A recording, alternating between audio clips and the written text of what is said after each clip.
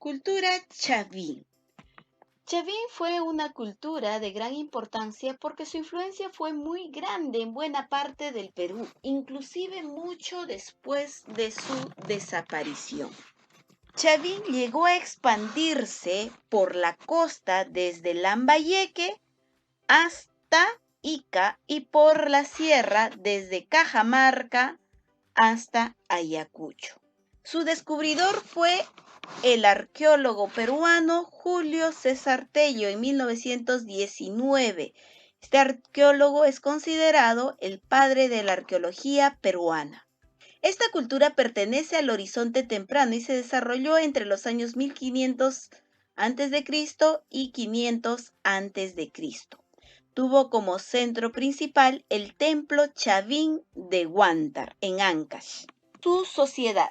Se ha establecido que el grupo sacerdotal tenía el poder en esta cultura por sus conocimientos de las estaciones, es decir, conocían el tiempo para la siembra y la cosecha, entre otras cosas.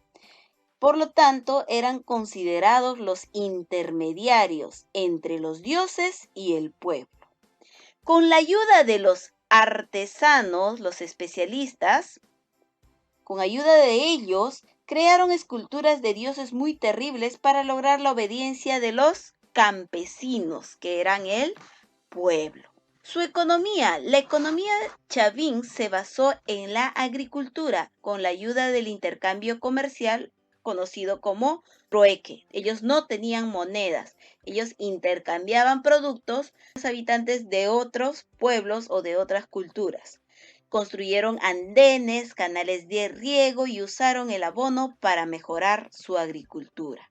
Aquí tenemos ejemplos de lo que eran los andenes, donde ellos desarrollaron su agricultura aprovechando diversos pisos ecológicos. Como decíamos, los chavín basaron su economía en la agricultura. Conocían de técnicas para utilizar bien el agua a través de canales de regadío y de obras de represamiento. Cultivaron la papa, el maíz, la oca, la quinoa, la yuca, el maní y entre otros. Los chavín complementaron su alimentación con la ganadería, criando cuyes, llamas, vicuñas y la pesca. Arte chavín. En esta cultura destacaron tres aspectos artísticos: la arquitectura, la escultura y la cerámica. Respecto de la cerámica, fue monócroma. Normalmente para cada ceramio usaban un solo color, ya sea el negro, el gris o el... La cerámica fue monócroma, es decir, usaban un solo color para cada ceramio, utilizando colores como el negro, gris, plomizo y a veces el marrón. Y fue de forma globular. En ella representaban animales, frutas y motivos geométricos. Escultura chavín. Sus esculturas eran hechas de piedra. Representaron con gran maestría a dioses mitológicos, entre los que se encontraban el jaguar, el cóndor y la serpiente. Para ellos, estos animales eran considerados dioses. Entre sus mejores esculturas tenemos la estela de Raimondi, que representa al dios Huiracocha, el lanzón monolítico hecho en granito que representa al jaguar, el obelisco Tello y las cabezas clavas que representaban a humanos con apariencia felina. Aquí tenemos un ejemplo de lo que eran las cabezas clavas. También tenemos la imagen del lanzón monolítico. ¿Qué habíamos dicho acerca del lanzón monolítico? Que era hecha de granito y que representaba al jaguar. También está el obelisco Tello y la estela de Raimondi. Respecto a su arquitectura, construcciones mayormente fueron hechas de piedra. Ejemplo de ella tenemos el castillo de Chavín. Aquí tenemos una imagen del castillo de Chavín que tenía la forma de una pirámide trunca. ¿A qué se le llama pirámide trunca? La que no tiene una terminación en punta como las pirámides de Egipto, sino que es achatada. A eso se le llama pirámide trunca. Aquí tenemos más detalles de cómo era la arquitectura chavín.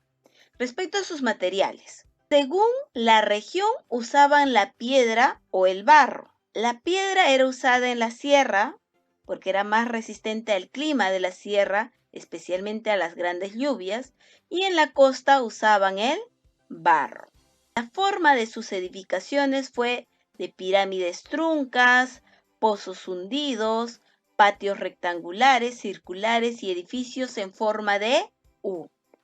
También hacían decoración de las paredes y edificaciones subterráneas como unos laberintos. Metalurgia en los Chavín. Los Chavín representan la época que da inicio a los metales. Fueron los primeros en usar los metales. Utilizaron el oro nativo en sus creaciones con metal. En sus fases finales trabajaron el cobre, la plata y algunas aleaciones, es decir, la combinación de metales. Así desarrollaron otro aspecto del arte, que es la orfebrería, donde emplearon la técnica de laminado, cortado y repujado. Convertían el metal en láminas que después eran martilladas, repujadas o trabajadas con instrumentos con punta o filo, para luego convertirlas en objetos como coronas, narigueras, collares, orejeras, brazaletes, pectorales y otros. De dichas láminas se grababan figuras o diseños que les servían para comunicar ideas religiosas. Los objetos hallados actualmente son herramientas, adornos corporales, objetos rituales y armas. Además de la cerámica, escultura y arquitectura, los Chavín desarrollaron la textilería. Utilizando como materia prima el algodón y la lana, se hacían tapices y tejidos. Estos podían ser simples, bordados y con adornos a base de orlas y flecos.